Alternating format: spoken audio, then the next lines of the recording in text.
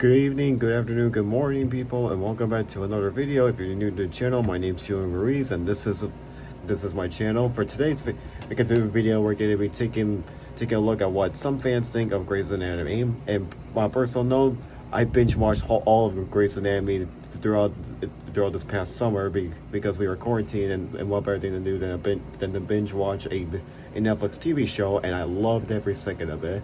Although there have been mixed feelings about the show in its current in the last couple of seasons. So let's see what some people have to say about it.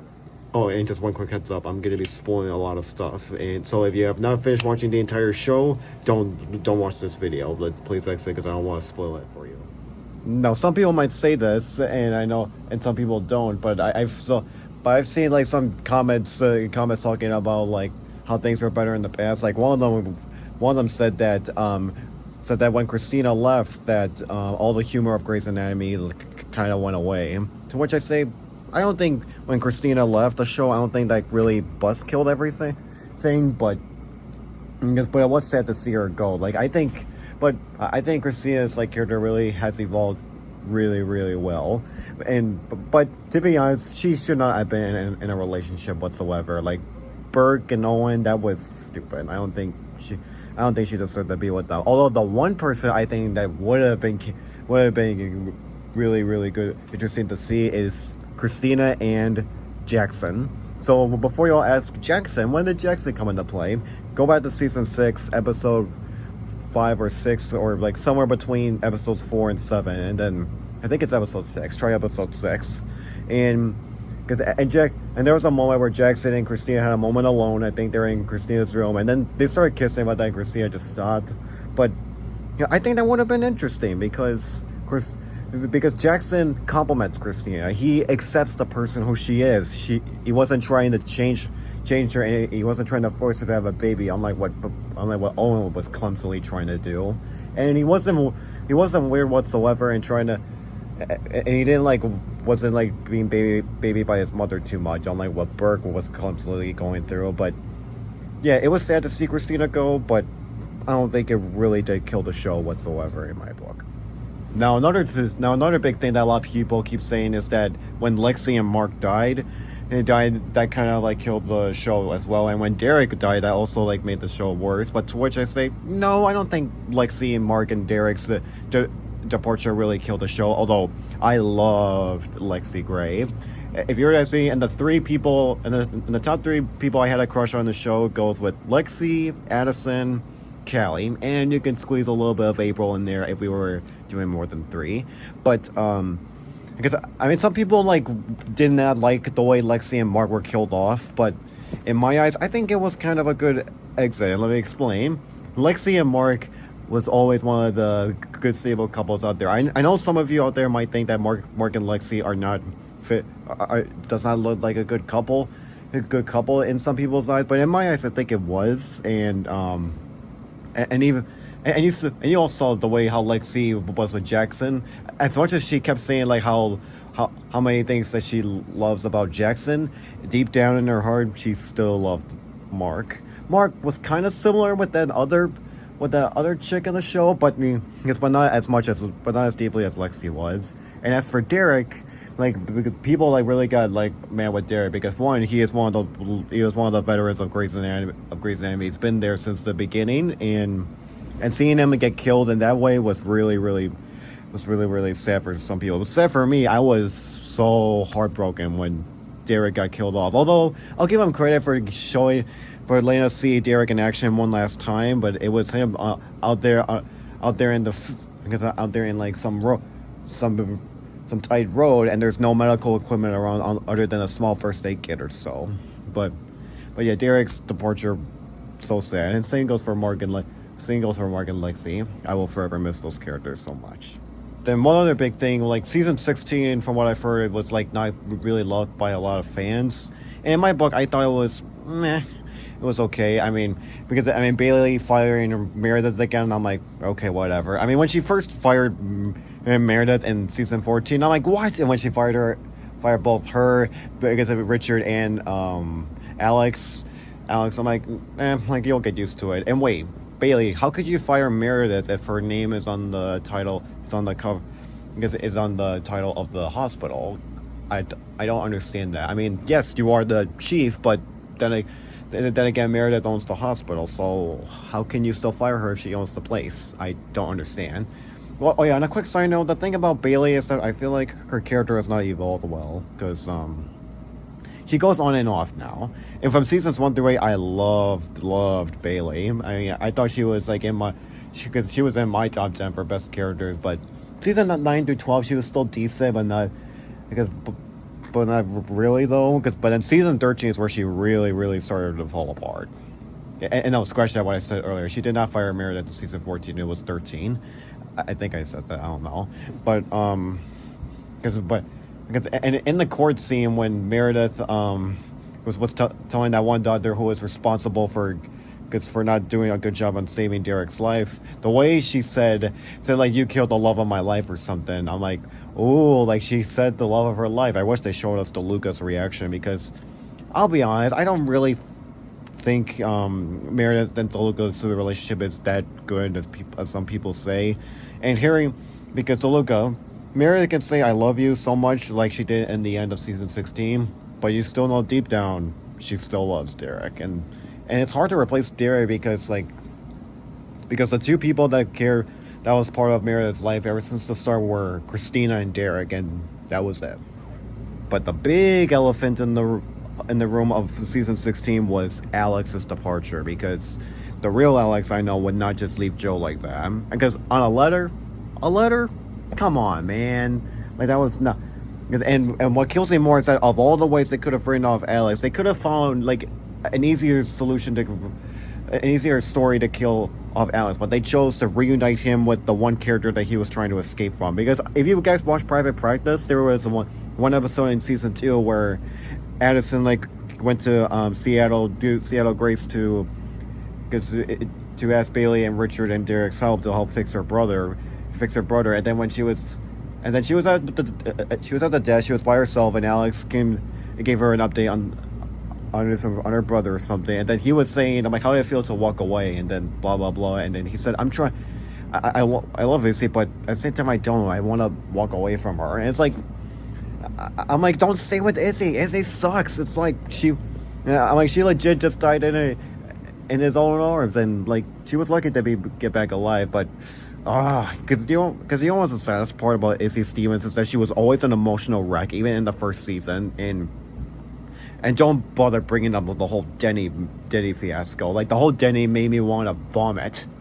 I mean, all of season 4 or 5, I forgot when it was all Denny this, Denny that, Denny over here, Denny there, Denny next to you here. It's like, shut up.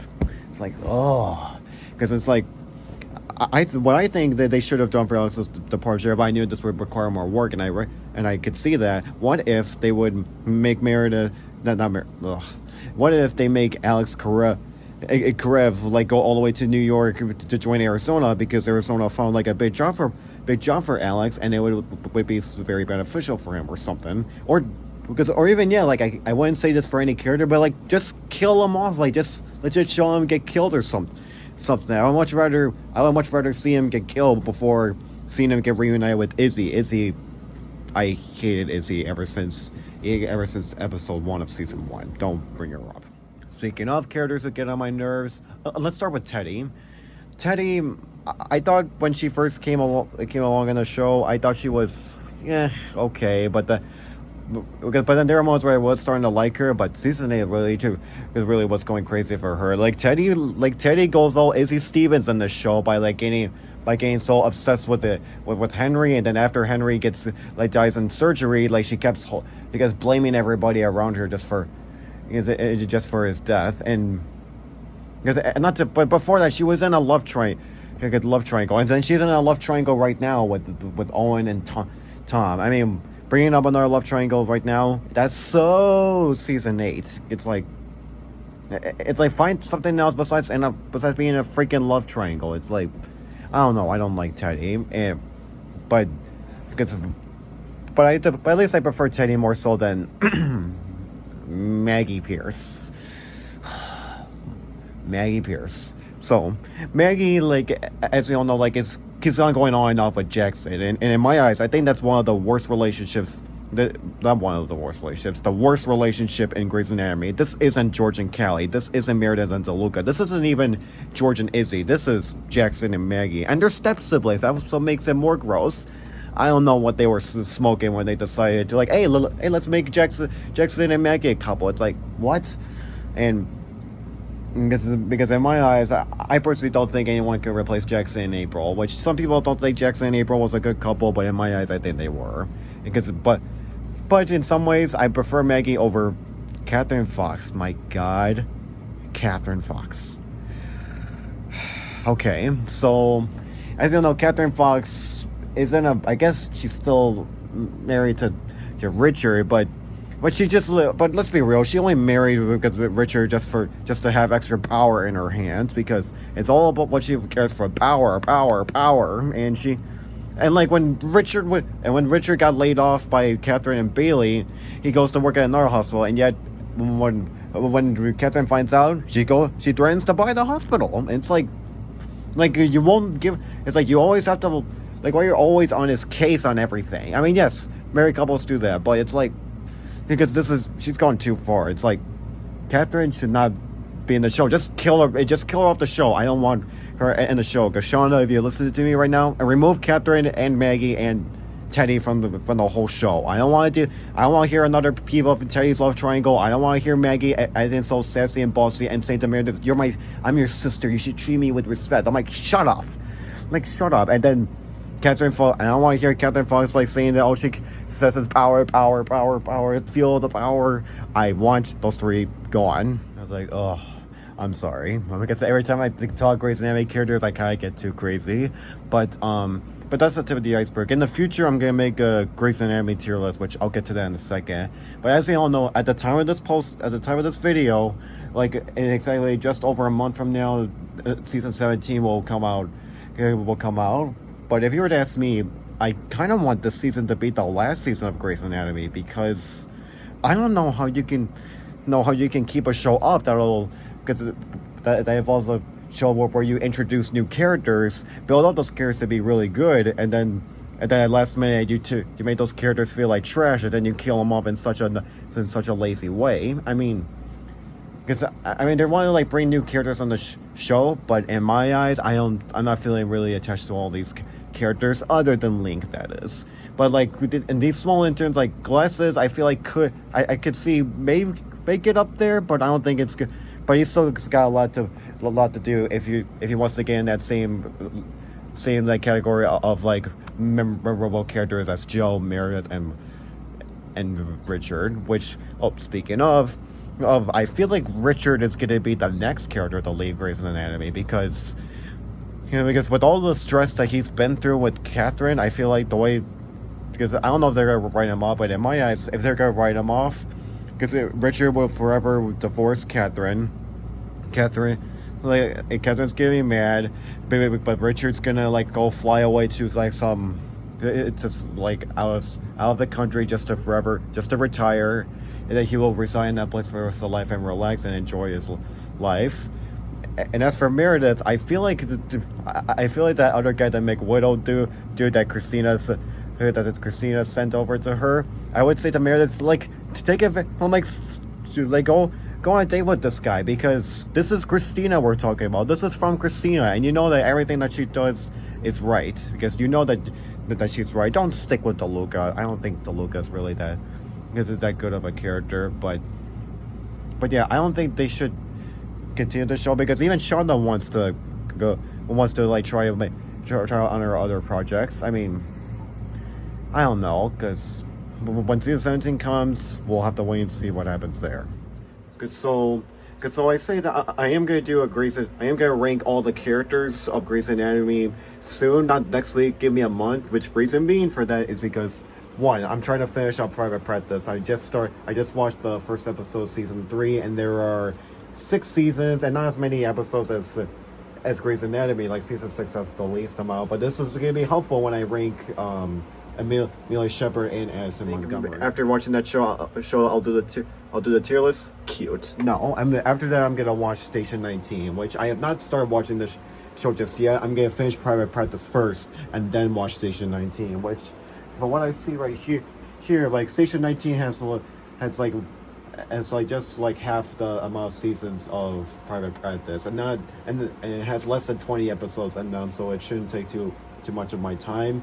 But this will also be helpful when I have to rank Ben and Bailey, because from what I've heard is that they'll show more of like Ben and Bailey's relationship in this show, so I gotta watch that as well. So the way all this is gonna work is that I think I'm gonna finish season 3 this weekend, because I don't have classes on Friday, and all I do almost all day is just sit here, stay in my dorm all day, besides just go to the obvious, get some breakfast and lunch. And because I might get season 3 done this weekend. I'll watch like 1 or 2 episodes throughout the weekdays, Tuesdays and Thursdays, as I said in my couple SIU videos that I'm always busy on those days.